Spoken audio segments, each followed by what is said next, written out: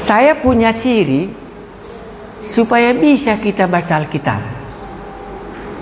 Kalau Anda baca, Anda mengerti. Gimana metodenya? Ini beban saya. Ya, karena ada satu cerita di Tibet, di China. Mereka jemaat waktu tahun Culture Revolusi tahun 1959, semua Alkitab dibakar. Tapi cerita mereka yang sangat menarik waktu saya di sana, masing-masing hafal satu pasal. Jadi kalau baca Yohanes 1 ayat 5, maka berdiri yang pasal 1. Oh, kita baca Yohanes pasal 5, kolam di Bethesda, berdiri. Dihafalnya ayat itu. Satu pasal, satu jemaat.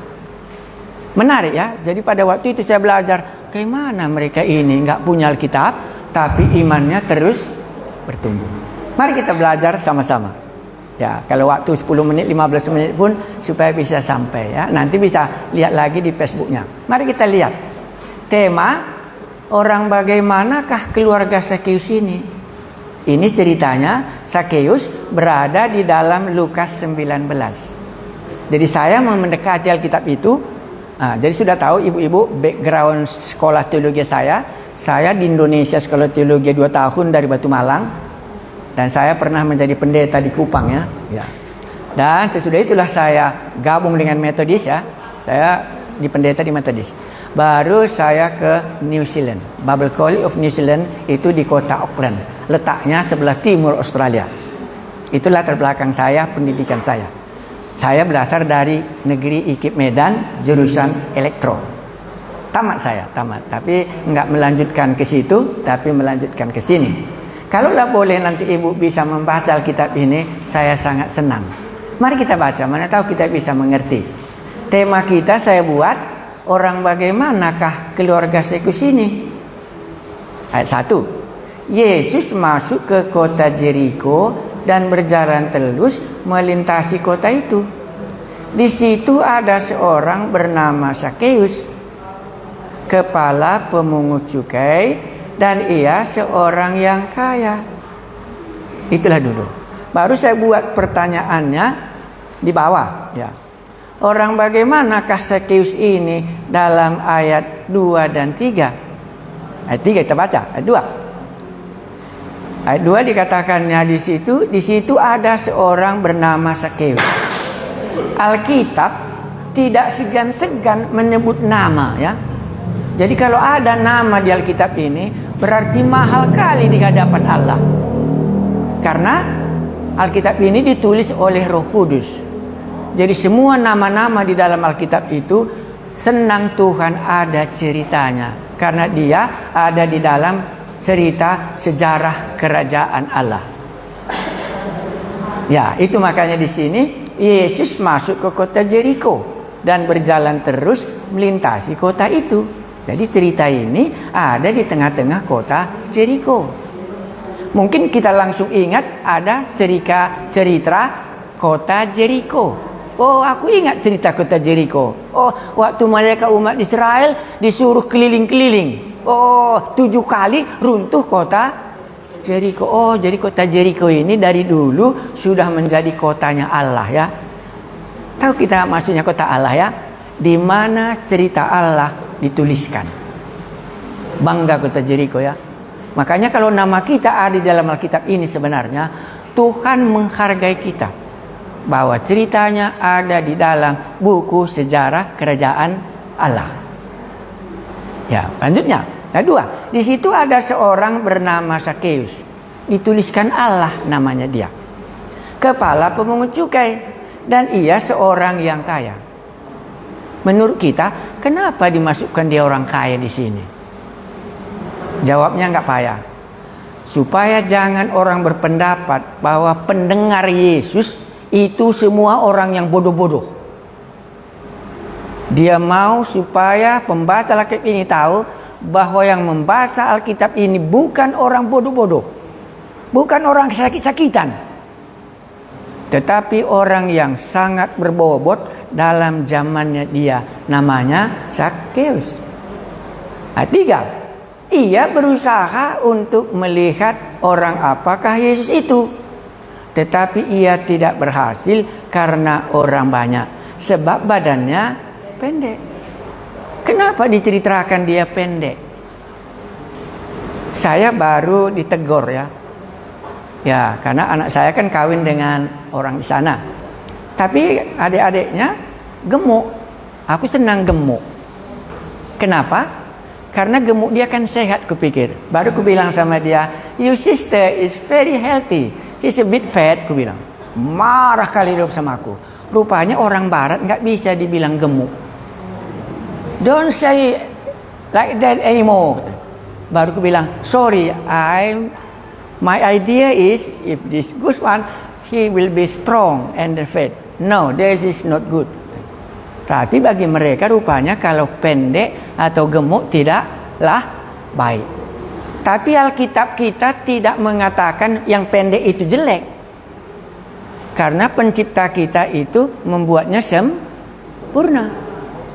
Nah, jadi berbeda ya sedikit. Jadi orang barat itu jangan katakan dia gemuk rupanya. Itu pantang kali. Saya terkejut kali karena ini pesta pemberkatan. Jadi aku guyon karena itu adalah saudaraku menjadi family. And I have to say you are happy with you because you are healthy dan sebagainya. Bapaknya, mama yang gitu. Sedang makan juga aku ceritakan semua. Rupanya itu nggak boleh. Sama orang barat ya. Tapi sama saya senang kalau dia banyak makan dan dia sehat. Ya, itu maksudku tadi.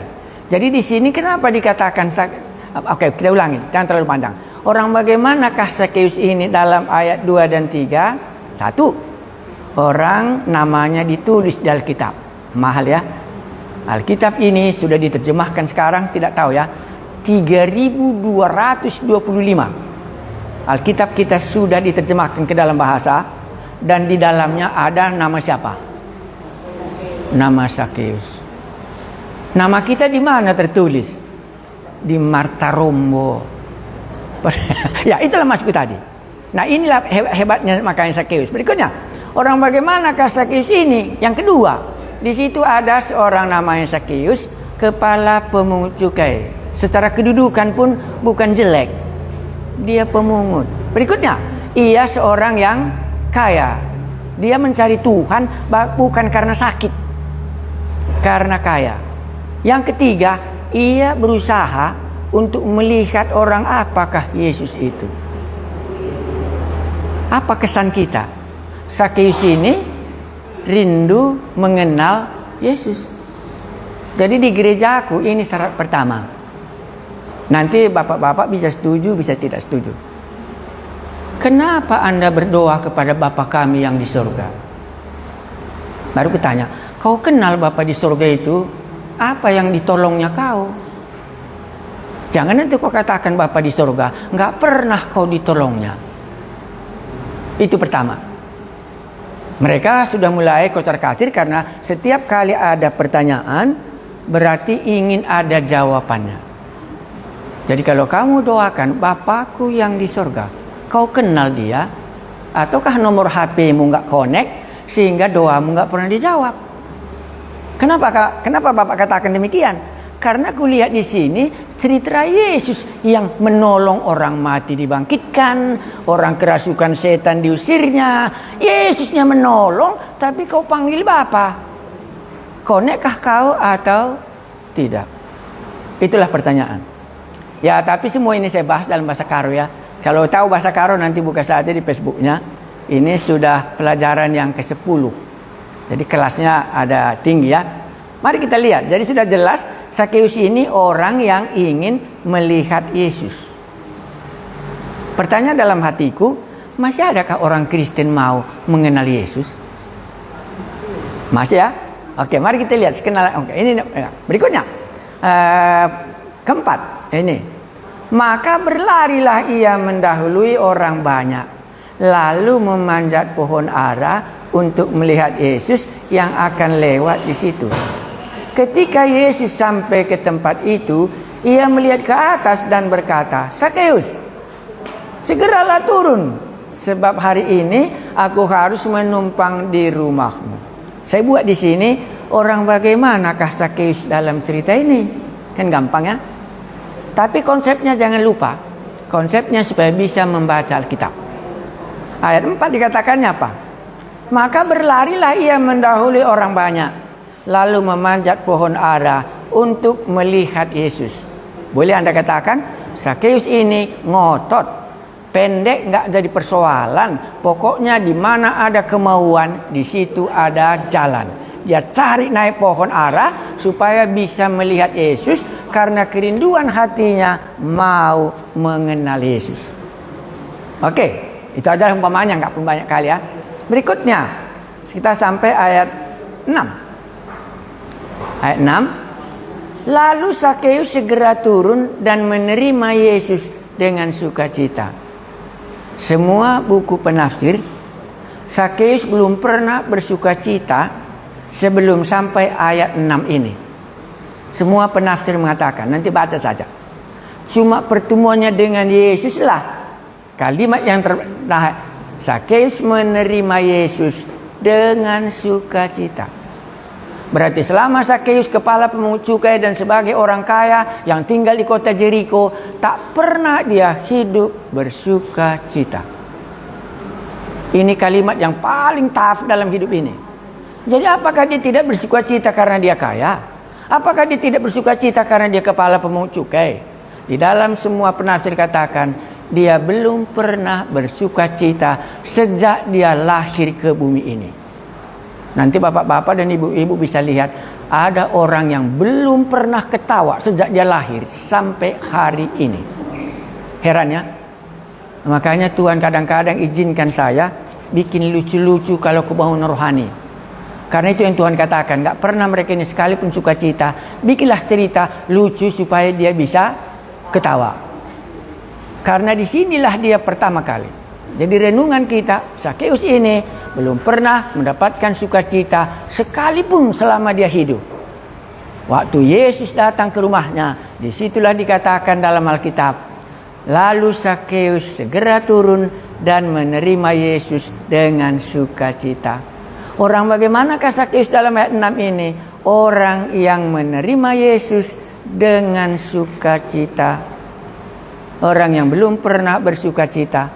Mana tahu bapak-bapak di rumah, ada anak-anak kita, semua asal jumpa serem. Tak pernah senyum. Kasih uang pun serem. Kasih makan pun serem. Semua cerita mengeluh. Gak pernah satu kali pun merasa puas dalam hidupnya.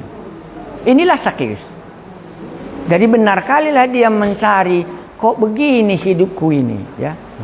Ya mungkin ibu-ibu sudah banyak mendengar cerita waktu masa COVID, banyak anak remaja yang bunuh diri ya. Ya, this is the big problem in Inggris pada waktu itu. Anak-anak karena nggak bisa sekolah, dia stres di rumah, main HP sudah bosan, lantas dia naik ke tingkat 12 dan dia lompat. Itu cepat kali ditangani di pemerintahan di Australia supaya jangan stres karena nggak bisa dia bergerak. Waktu COVID, anak-anak remaja bukan sedikit yang bunuh diri karena tekanan terlalu berat. Ya, baik kita lanjutkan ayat 7. Tetapi semua orang yang melihat hal itu bersungut-sungut katanya, ia menumpang di rumah orang berdosa. Bagaimana kehidupan orang Sakeus ini? Ayat 17. Ayat 7. Saya tulis dalam catatan saya ini, orang banyak reputasinya jelek. Sakeus di mata masyarakat. Kan aneh Sakeus. Reputasinya jelek kali. Semua orang berkata dia numpang di rumah orang berdosa. Menurut Anda apa alasannya? Pasti karena dia sebagai orang Yahudi, tidak mungkin dia memeras bangsanya sendiri. Yahudi tetap Yahudi. Israel tetap umat Israel. Kapanpun tidak akan memeras bangsanya sesuai dengan undang-undang Taurat. Tapi Sakeus ini, itulah yang dilakukannya. Makanya semua penduduk yang kenal sama Sakeus sebagai umat Israel, dia ini orang berdosa. Dia di pihak orang kafir. Marah kali penduduk, reputasi Sakeus diungkapkan begitu jeleknya oleh masyarakat. Mari kita lihat ayatnya yang ke-8.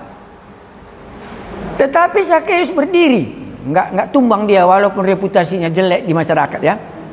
Tetapi Sakeus berdiri dan berkata kepada Tuhan, Tuhan, setengah dari milikku akan kuberikan kepada orang miskin. Ini mengaku dosa mungkin kita ya. Dan sekiranya ada sesuatu yang kuperas dari seseorang, akan kukembalikan 4 kali lipat. Apa yang ada di dalam hati Sakeus? Kok begini, kan miskin dia waktu Yesus datang? Menjadi pertanyaan sekali. Why Jesus want to give all that money to Christ? Apa latar belakangnya? Kalau kita kan kalau persembahan dibuat 5 kali, dikeluarkan bagaimana? 2000. Maka boleh katakan sedikit gereja kami tidak ada kantong kolekte. Sebab nanti bapak-bapak bisa sekali-sekali jalan ke kampung orang lain. Jadi gereja yang saya kunjungi rata-rata tidak ada kotak persembahannya saja, taruhnya di sudut. Siapa nanti mau beri persembahan, berilah. Tapi siapa tidaklah. Ya, karena ini semuanya kan sesuai dengan apa yang kita suka lakukan, kan gitu ya. Nah, jadi kalau di sini kita tanya, kenapa Sakeus waktu menerima Yesus kok begitu drastis hidupnya? Kami berikan persembahan pun tidak terjadi perubahan. Dia kan berubah ya. Ini jadi miskinlah dia. Ya. Banyak cerita, kita nggak akan, karena kita mau menggumuli cerita kita ini saja. Baru berikutnya apa? Kita lihat. Tetapi semua orang yang melihat hal itu bersungut-sungut, katanya, ia menumpang di rumah orang berdosa. Tetapi Sakeus berdiri dan berkata kepada Tuhan, Tuhan, setengah dari milikku. Berarti kalau mobilnya 2, diberikannya 1 sama orang kah? Iya, ini benar. Kalau uangnya 1000, diberikannya 500 kepada orang lain. Di mana nilainya? Ini rahasianya Sakeus, nanti coba kita pikir waktu kita pulang. Maka saya bilang, saya satu-satunya pendeta tidak terima gaji. Di mana rahasianya? Nanti bisa Bapak lihat. Oh, di sini rahasianya dari segi firman Tuhan. Kita ini punya rahasia hidup. Ya, berikutnya apa ya? Kata Yesus kepadanya. Apa kata Yesus sama dia? Hari ini telah terjadi keselamatan kepada rumah ini.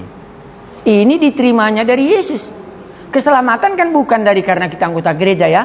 Saya kira semua kita setuju keselamatan datangnya dari Yesus juru selamat.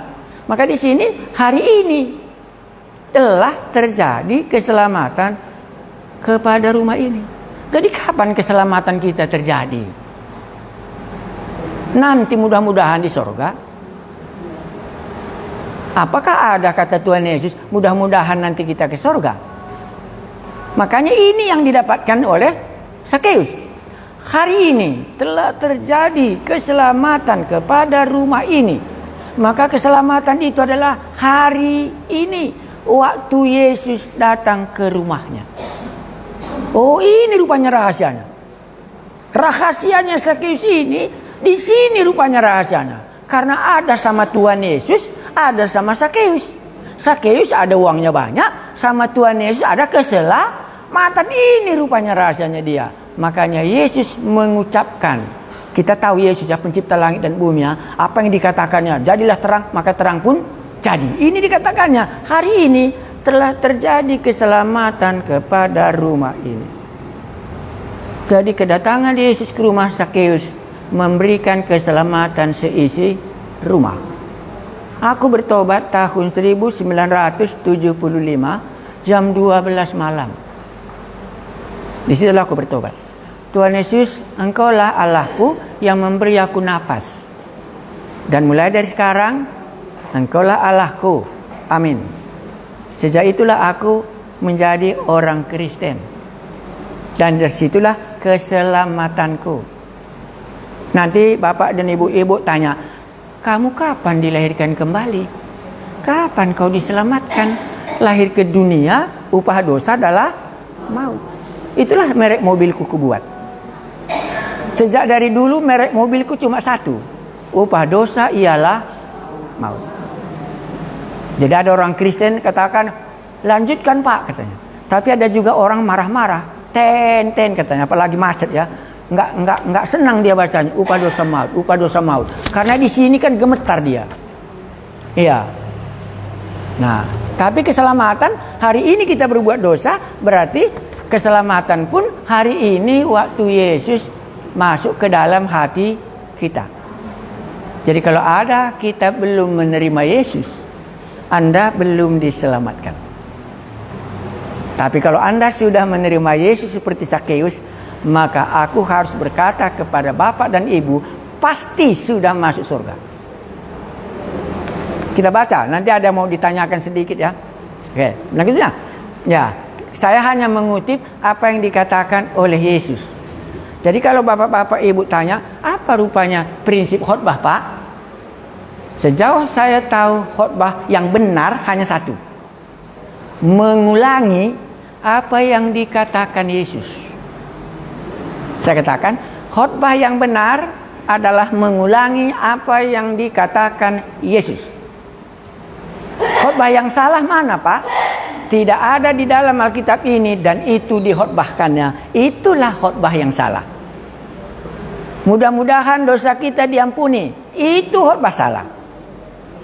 Karena nggak pernah kita jumpa satu kali pun di dalam Alkitab kita yang tebal ini, mudah-mudahan ampuni. Salah khotbahnya Bapak ini.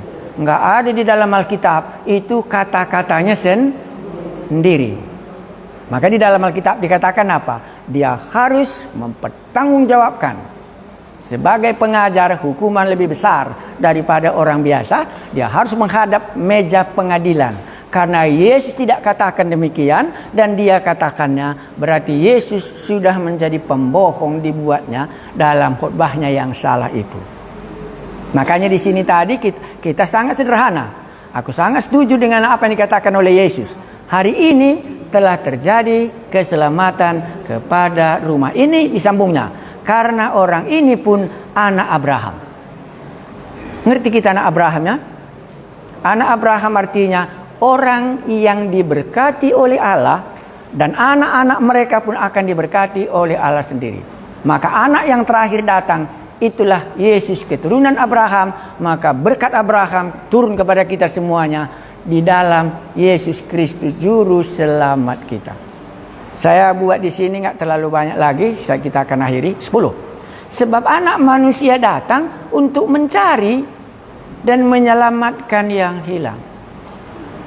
Baru saya buat di dalam catatan saya beberapa pengumuman untuk mengerti firman Tuhan, bukan apa yang dikhotbahkan, tapi apa yang dikatakan kitab suci ini. Kitab suci kita sudah dengar hari ini. Yesus berkata, hari inilah telah terjadi keselamatan di rumah ini. Keselamatan itu terjadi adalah hari ini. Dosa itu juga terjadi adalah hari ini. Waktu Adam mengambil buah itu, hari itulah dia berdosa dan hari itulah dia dijauhkan dari Allah. Pada Sakeus, waktu Yesus datang ke rumahnya, pada hari itulah Allah yang sama di Taman Eden. Sekarang berkata kepada Sakeus, hari ini terjadilah keselamatan ke isi rumah ini. Di manakah reputasi Sakeus tadi? Maka boleh kita katakan mereka bisa mengejek orang berdosa, tapi dia tidak diselamatkan. Sakeus orang berdosa menurut dia, tapi Sakeus yang diberkati oleh Yesus. Hari ini terjadi keselamatan seisi rumah ini. Singkat, ada yang mau kita tanyakan sebelum saya tutup? Facebooknya saya ibu-ibu nanti bisa lihat di rumah. Kalau ada waktu kosong, ada juga kalau ada anak kita di luar negeri, saya masih punya channel di luar negeri namanya Spotify. Itu umumnya di Jerman. Mereka ambil Spotify di sana, termasuk di Australia. Ada yang kita mau tanyakan kah sebelum saya duduk? Apakah khotbahku salah? Jadi kalau di gereja kami, kalau pendetanya salah, jemaat dari belakang angkat tangan. Salah khotbahnya Pak, jangan lagi bilang seperti itu. Itu jadi gereja kami nggak sembarangan khotbah. Karena jemaat kami mengerti khotbah yang salah dan khotbah yang benar. Jangan buat-buat khotbahnya Pak. Kami ini yang tahu hanya di dalam Alkitab ini. Ada yang kita mau tanyakan kah? Cukup supaya kita tutup dalam doa. Jadi bukan mudah-mudahan kita ke surga. Amin. Oke. Sebagai penutup saya membuat yang pasti itu Kolose pasal 1. Mari kita baca. Makanya nanti kalau kita harus berdoa, doa Bapa kami, saya terkejut. Di dalam doa Bapa kami itu, setiap kita ucapkan ada pengampunan dosa. Saya terkejut. Ya. Saya pernah mengikuti seminar ini, Profesor Doktor di Bible College of New Zealand, dan saya hadir di situ, dan itu yang kami bicarakan. Ya. Oke, sudah kita lihat tadi Kolose ya. Jadi Kolose, mana tahu nanti bapak-bapak, ibu-ibu bisa lihat ya. Kolose pasal 1. Ini jemaat Kolose. Bagaimana pengertian jemaat Kolose? Mari kita buka Kolose 1 ayat 13. Ini keadaan jemaat Kolose. Dah? Saya baca. Ia telah melepaskan kita dari kuasa kegelapan. Jadi kitab 2 dari setan. Pertama kita dilepaskan. Bukan dosa yang paling berbahaya, setan yang paling berbahaya dalam cerita Alkitab. Ya, jadi kita telah dilepaskan dari kuasa kegelapan dan memindahkan kita ke dalam kerajaan anaknya yang kekasih. Di dalam Dia kita memiliki penebusan kita, yaitu pengampunan dosa. Jadi pengampunan dosa. Di dalam Dia kita memiliki pengampunan dosa. Kita telah dilepaskan dari kuasa kegelapan dan telah memindahkan kita. Jadi status kita seperti Sakeus tadi. Kata orang tadi dia orang berdosa. Sekarang Tuhan Yesus katakan, confirm bahwa keluarga ini bukan lagi orang berdosa, tapi keluarga ini hari ini telah terjadi keselamatan di rumah ini. Siapa yang ngasih taunya? Itulah Yesus Kristus sendiri. Kita juga sama. Kita berdoa. Kami telah mendengar ceritanya Sakeus dalam waktu yang singkat ini. Bisa reputasinya jelek, tapi di hadapan Tuhan Yesus reputasinya begitu baik. Berilah kami mengerti bahwa keselamatan bukan nanti. Karena berbuat dosa pun bukan nanti.